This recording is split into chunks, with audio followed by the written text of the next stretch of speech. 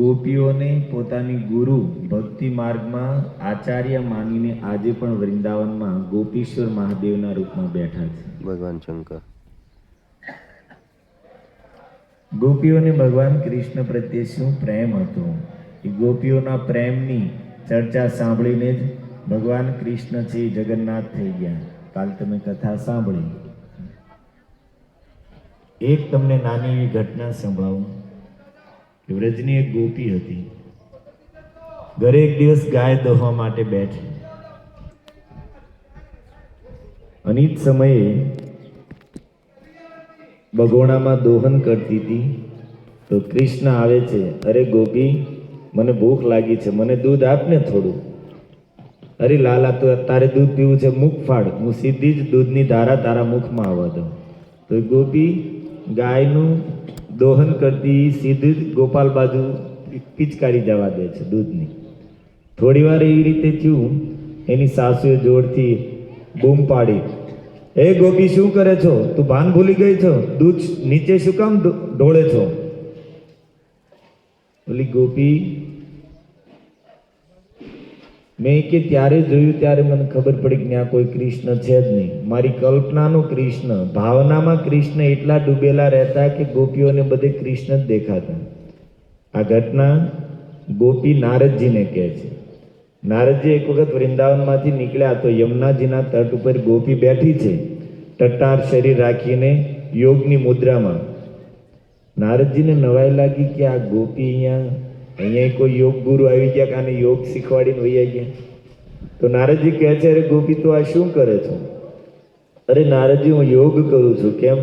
મેં સાંભળ્યું છે કે યોગ કરવાથી મન વશમાં થાય છે, તો મારું મન મારા વશમાં નથી, એટલે હું યોગ કરું છું. અરે ગોપી, તારા મનને થયું શું? ત્યારે ગોપી આ કથા સંભળાવી કે દૂધ બધું ઢોળાઈ ગયું, મારી સાસુએ 100 ગાળીઓ આપી મને.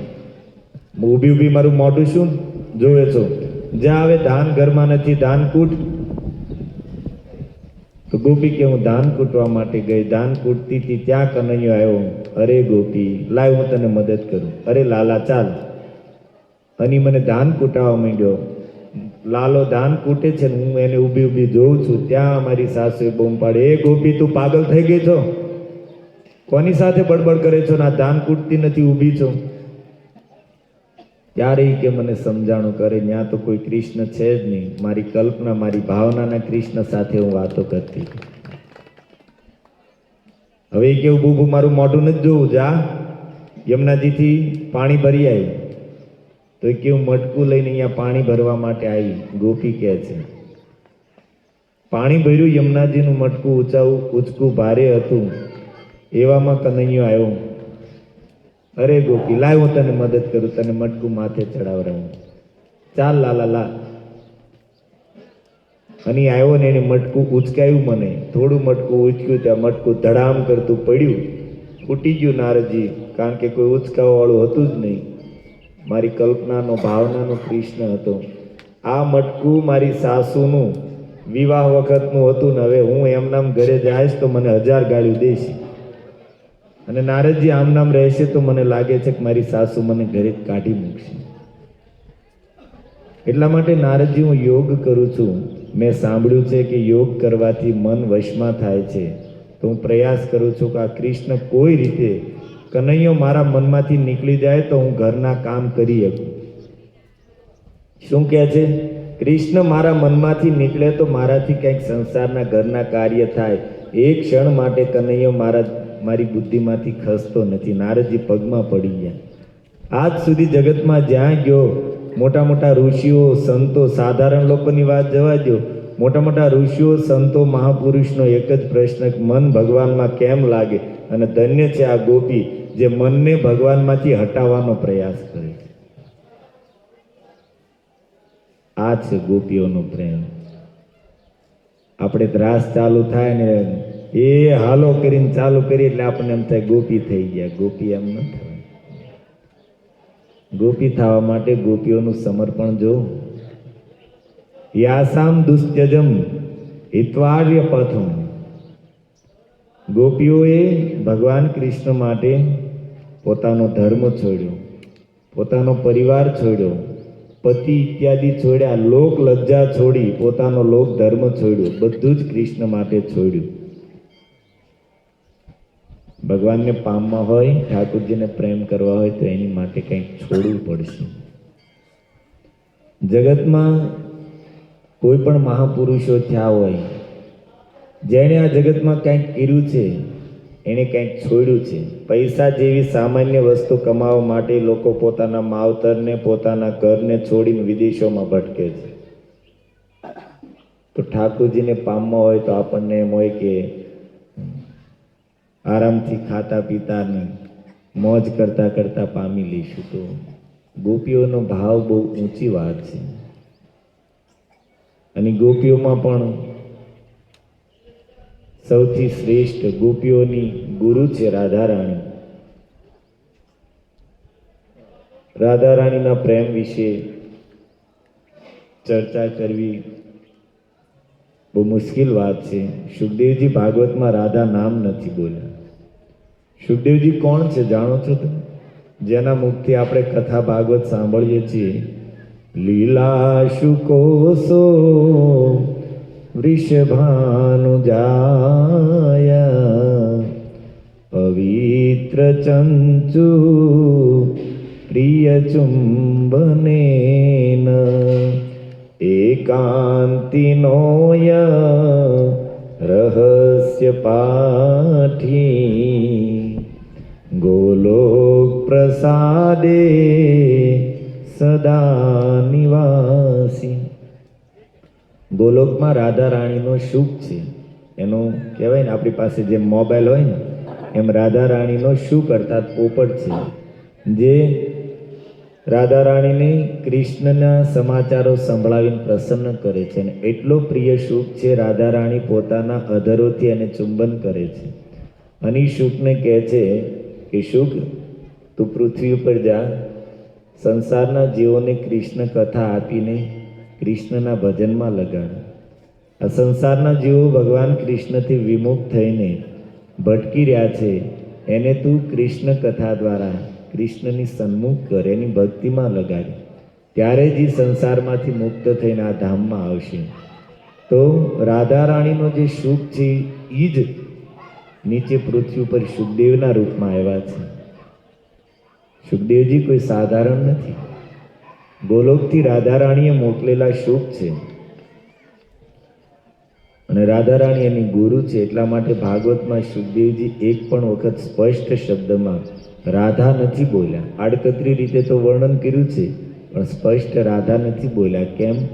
મહાત્માઓએ કીધું છે કે રાધા નામ મુખમાં આવે તો સુખદેવજીને સમાધિ લાગી જાય. અને સામે પરીક્ષિત બેઠા છે, એની પાસે 7 દિવસનો જ સમય છે. એટલા માટે સુખદેવજી જાણી જોઈને રાધા નામ બોલવામાંથી બચ્યા છે. રાધા શું છે? સ્કંદ પુરાણમાં લખ્યું છે, આત્મા તુ રાધિકા તસ્ય તયેવ રમણાત કૃષ્ણ આત્મારામ ઇતિ પ્રોક્તે. કૃષ્ણની આત્માનું નામ છે રાધા. ભગવાન કૃષ્ણની રાણીઓ છે રૂકમણી ઇત્યાદિ. એ જ ભગવાન નારાયણ રૂપમાં હોય, વિષ્ણુ રૂપમાં ત્યારે લક્ષ્મીજી છે, રામ રૂપમાં પ્રગટ થાય ત્યારે સીતાજી છે. તો રાધા કોણ છે? રાધા છે એ કૃષ્ણની આત્મા છે. અને રાધા રાણી એક દિવસ બેઠા છે એકાંતમાં, પોતાના પ્રિયતમ કૃષ્ણનું સ્મરણ કરે છે. કૃષ્ણ સાથે જે લીલાઓ છે, વિહાર છે, એને યાદ કરે છે. અને યાદ કરતા કરતા રાધા રાણી કંઈક બોલે છે. શાસ્ત્રનો બહુ સુંદર શ્લોક છે, મોબાઈલમાં મળે તો હું તમને સંભળાવું. હરે કૃષ્ણ કૃષ્ણ કૃષ્ણ હરે હરે, હરે રામ રામ રામ હરે હરે, હરે કૃષ્ણ કૃષ્ણ કૃષ્ણ હરે હરે, હરે રામ રામ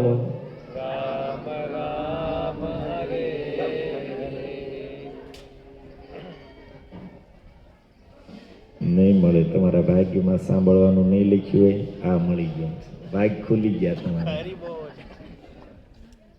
સાંભળો, રાધા રાણીની સંસ્કૃત શબ્દ મને સંસ્કૃત આવડતું નથી. કથામાં હું એટલા માટે બોલું છું, ભાગવતની વાતો એટલી ઊંચી છે કે એમનામ કહેવામાં આવે તો લોકોને એમ થાય કે બધા કહેતા હોય પોતપોતાનું, પ્રભુજી પોતાનું, બધા હહોનું કહેતા હોય. ભાગવત એવો ગ્રંથ છે, વિદ્યાવતામ પરીક્ષા ભાગવતે. વ્યાસ ભગવાને લખ્યું છે કે વિદ્વાનોની પરીક્ષા ભાગવતમાં થાય છે. ભાગવતના શ્લોકોની કેટલી વ્યાખ્યા કરી શકે છે, ભાગવતના શ્લોકોને કેટલા સમજાવી શકે છે, ત્યાં પરીક્ષા થાય છે મોટા મોટા વિદ્વાનોની પરીક્ષાનો એ ગ્રંથ છે. અને એની વાતો એવી ઊંચી હોય તો શ્લોક ન બોલવામાં આવે તો આપણા મન જ ન પકડે. કારણ કે એવું બધે બોલતા જ હોય, બધા પોતપોતાની વાતો કરતા હોય. શ્લોક છે એક પ્રમાણ છે. તો મને આવડતું નથી સંસ્કૃત. એવું નહીં સમજતા કે પ્રભુજી કાશી જઈને સંસ્કૃત ભણી આવ્યા છે. પ્રભુજી કાંઈ નહીં, ભાવનગરમાં જઈને સ્કૂલમાં ભણ્યા છે, બીજે કાંઈ નહીં ભણ્યા, ગુજરાતી. વચ્ચે મને ઇંગ્લિશ શીખવાનું મન થયું. મને ઈચ્છા નહોતી. ગુરુ મહારાજે કીધું મને, घनसुंदरी कि आप इंग्लिश आप जानते हैं? मैं कीधु नहीं महाराज. तो सीखो, प्रभुपाद जी की बुक सब इंग्लिश में है तो पढ़ने में आपको, और आजकल इंग्लिश का ज़माना है तो प्रचार में भी आपको सहायता मिलेगी. तो मैं થોડાક દિવસ ઇંગ્લિશ શીખવાનું ચાલુ કર્યું. ઘરે છોકરાને કીધું કે મારી સાથે ઇંગ્લિશ સિવાય બોલશો ને તો આવ્યું છે તમારી પાસે. તમારી દીકરી મીરા કે પપ્પા તમારે ઇંગ્લિશ તમે શીખશો ને તો અમે ભૂલી જઈશું. અને એક દિવસ હું ઇંગ્લિશ બોલતો હતો, એ ઊભી થઈ, ભાઈને કે ભાઈ પપ્પા એ કે આમ નામ ઇંગ્લિશ કે બધાની સામે બોલશે ને તો આપણને ભૂંડા લગાડશે. એટલે પછી આપણે માંડી વાળ્યું, કીધું હવે નથી શીખવું.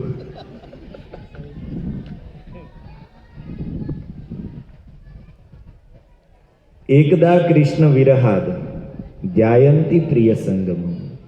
એક દિવસ કૃષ્ણના વિરહમાં ધ્યાયંતી ધ્યાન કરે છે, પ્રિય સંગમ પોતાના પ્રિયતમ ભગવાન કૃષ્ણનું ધ્યાન કરી રહ્યા છે. રાધા રાણી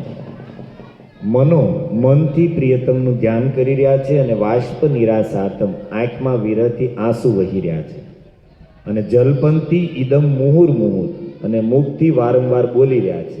પ્રિયતમના વિરહમાં આંખમાંથી આંસુઓની ધારા જઈ રહી છે, મનમાં પ્રિયતમનું ધ્યાન કરી રહ્યા છે અને મુખથી જલપંથી મુહુર ઇદમ વારંવાર આવી રીતે બોલી રહ્યા છે. શું બોલી રહ્યા છે?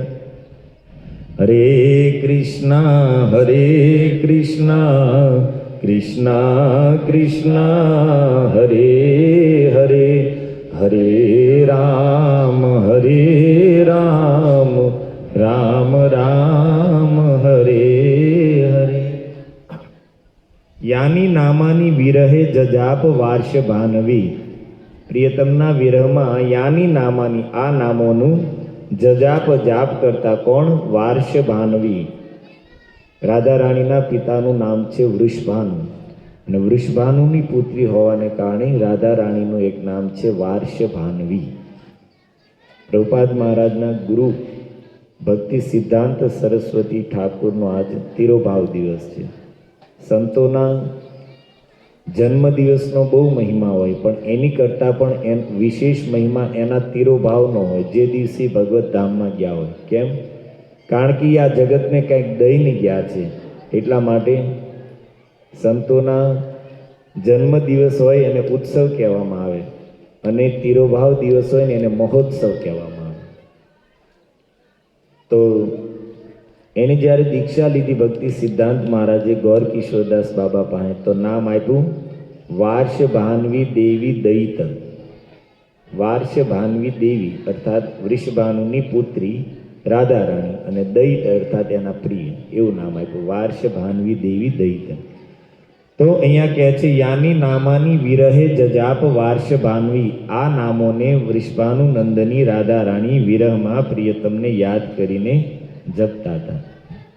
તો જે મહામંત્ર આપણે જપીએ છીએ, બ્રહ્માજીના મુખેથી આપણે ઉપદેશ સાંભળ્યો, મહાદેવજી આ ઉપદેશ આપે છે અને સાક્ષાત રાધા રાણી પણ આ જપે છે. હજી એક કથા આવે છે કે આ વૃષભાનુ બાબાની જ કથા આવે છે કે એને પહેલાં કોઈ સંતાન નહોતું, તો સંતાન પ્રાપ્ત થાય એની માટે એણે બહુ દાન પુણ્ય વ્રત ઇત્યાદિ કર્યા, પણ છતાં કોઈ સંતાન પ્રાપ્તિ ન થઈ. તો એક દિવસ વૃષભાનુના પત્ની અર્થાત રાધા રાણીના મૈયા છે કીર્તિદા, એણે કીધું કે પ્રભુ તમે કાત્યાયની દેવીની ઉપાસના કરો તો કાત્યાયની ભગવતીની કૃપાથી આપણને અવશ્ય સંતાન પ્રાપ્ત થશે. તો વૃષભાનુ બાબા યમુનાજીના તટે જઈને કાત્યાયની દેવીની અનેક દિવસો સુધી ઉપાસના કરે છે. તો કાત્યાયની માતા ત્યાં કહે છે કે વત્સ, આકાશવાણી દ્વારા, હરિનામ વિના કર્ણ શુદ્ધિ ન જાયતે. જ્યાં સુધી કોઈ જીવ હરિનામનો આશ્રય ન લે ત્યાં સુધી એનામાં શુદ્ધિ આવતી નથી.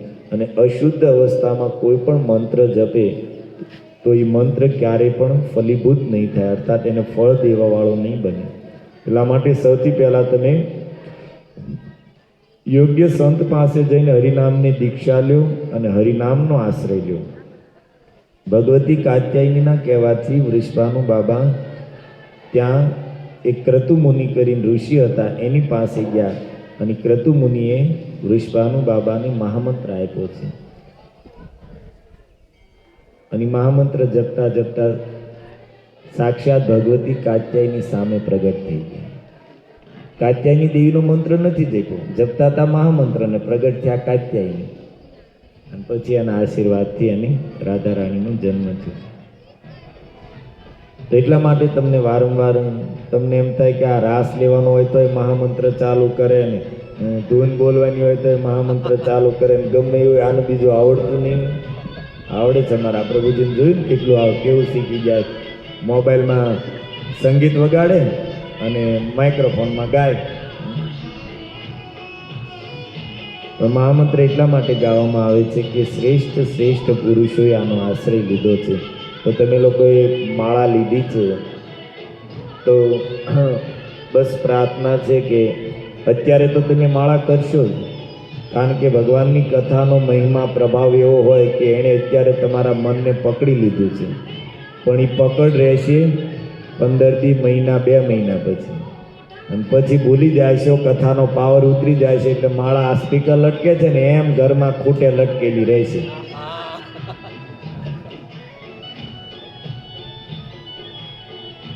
અને જો ફેરવતા રહેશો તો નિશ્ચિત અહીંયા જે આ છોકરીઓને જે સૌભાગ્ય પ્રાપ્ત થયું છે 140, એ પ્રેમ, એ ભક્તિ, એ ભગવાનનો આશ્રય, એ તમને નિશ્ચિત પ્રાપ્ત થશે.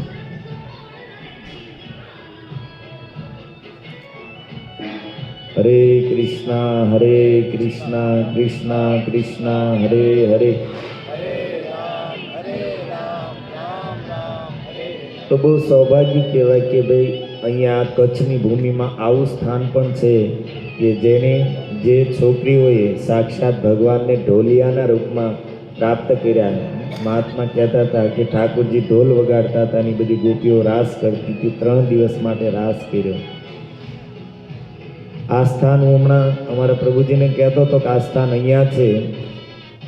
જો આ સ્થાન વૃંદાવન સાઈડ અથવા તો યુપી સાઈડ કે કોઈ ગુજરાત સાઈડ હોય તો આની રોનક આનાથી અનેક ગણી હોય.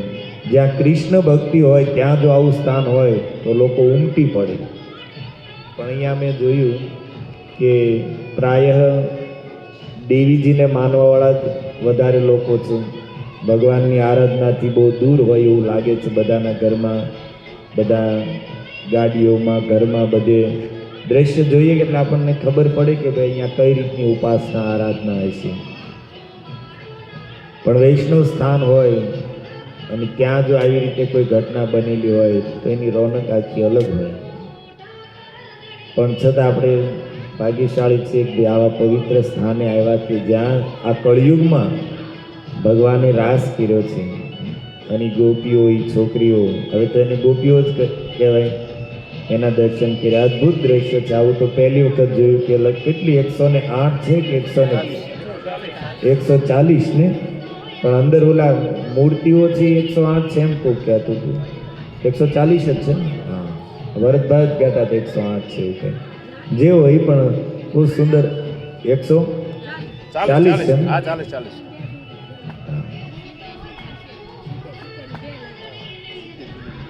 હવે ઠાકોરજી કૃપા કરે કે આમાંથી એકાદી 2-3 એમાં આવી જાય, 142 43 થઈ જાય.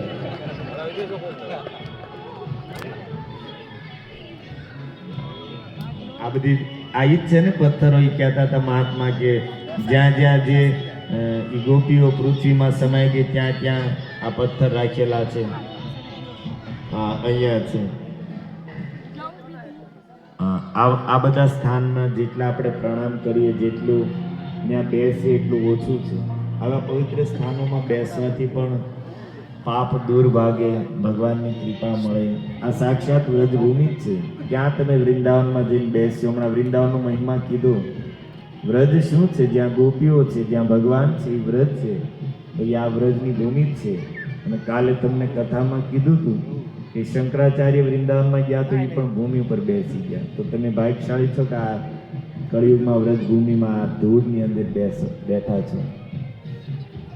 વૃંદાવનમાં એવું કહે છે કે 3 વસ્તુ એવી છે જે ભગવાન કૃષ્ણ અહીંયા હતા એ સમયે જે હતી એની જ છે, આજ સુધી બદલાણી નથી. બાકી બધું તો બદલાઈ ગયું હોય, રસ્તાઓ બદલાઈ ગયા હોય, ઘર મકાન બદલાઈ ગયા હોય, અને બધું 5000 વર્ષમાં તો બધું બદલાઈ જાય. પણ 3 વસ્તુ એવી છે જે આજ સુધી બદલાણી નથી. એમાં એક છે ગોવર્ધન મહારાજ. એ જ ગોવર્ધન છે જેને ભગવાને પોતાની આંગળી પર ધારણ કર્યા હતા. આજે આપણે કથા થાય ત્યારે જે વહેતા હતા એ જ યમુના મહારાણી આજે વહી રહ્યા છે. અને ત્રીજું છે વ્રજની રથ. એ રથ પણ ઈ જ છે કે જેની ઉપર ભગવાન કૃષ્ણ અને ગોપીઓ ખુલ્લા પગે ચાલેલા છે. તો 3 વસ્તુઓ ગોવર્ધન, યમુનાજી અને વ્રજ એની જ છે. એટલા માટે ત્યાંની રજનો બહુ મહિમા છે. એમાં પણ જે સ્થાન છે રમણ રેતી, આમાંથી વૃંદાવન કેટલા ગયેલા છે?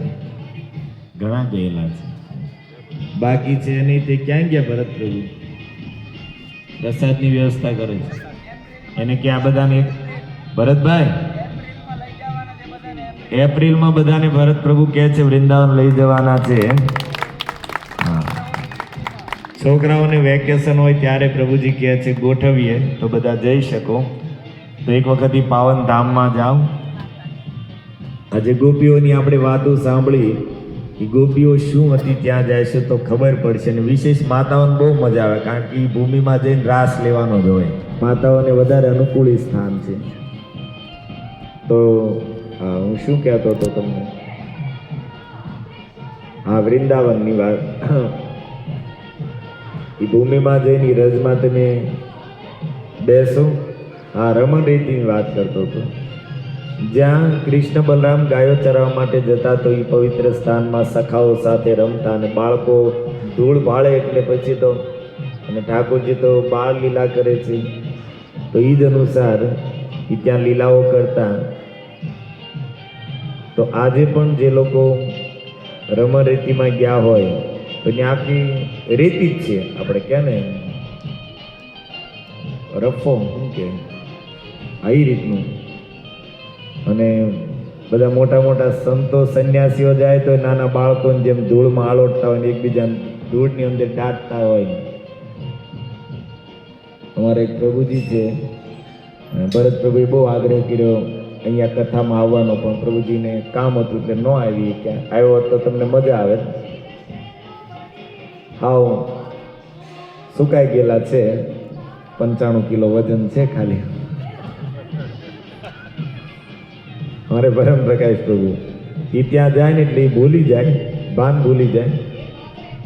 મને તો હું એની સાથે રહ્યો એટલે આપણને ખબર હતું. એટલે ત્યાં રમણ રીતિમાં ગયા ને એટલે હું બસમાં જઈને બેસી ગયો. અને એને એક જણાને પકડ્યા અને ધૂળની અંદર સુરાઈ જાય. અને પછી બધાને કે નાખો ધૂળ, એટલે આખા દાટી દે. ઓળખાય એવો કોઈને રહેવા ન દે. અને આપણને ખબર હોય એની સાથે રહીએ એટલે હું ત્યાંથી છાનો માનો જઈને બસમાં બેસી ગયો.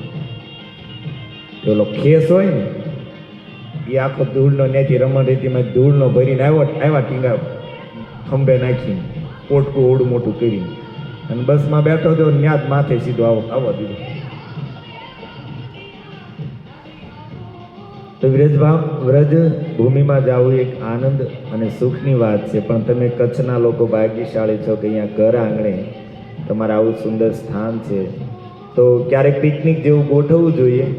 અહીંયા પિકનિક ભોજનની વ્યવસ્થા તો છે જ, સવારે આવો અને સાંજ સુધી અહીંયા આરામ થાય એવું પણ છે. અહીંયા લાંબા થઈ ગયા હોય તો ઊંઘ પણ આવી જાય. પ્રસાદ લેવાની વ્યવસ્થા છે, થોડું ઘણું કંઈક કીર્તન થાય, રાસ થાય. અને મુખ્ય વાત છે, જ્યાં પવિત્ર સ્થાનમાં ગયા હોય તો સૌથી શ્રેષ્ઠ વાત એ છે કે ત્યાં બેસીને આપણે 2-4 માળા ભગવાનના નામની કરીએ.